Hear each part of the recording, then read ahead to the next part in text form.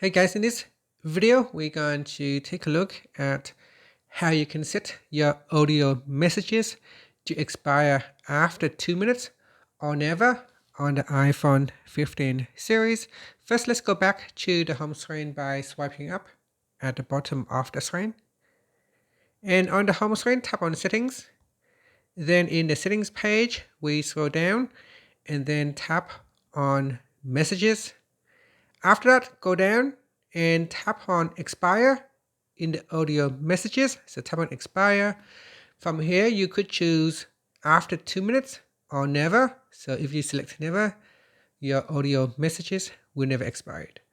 Now, if you select after 2 minutes, then when you send or listen to an audio message, it will automatically be removed from your conversation history after 2 minutes. And that's it. Make your selection and then swipe up to go back to the home screen. Thank you for watching this video. Please like and subscribe to my channel for more videos.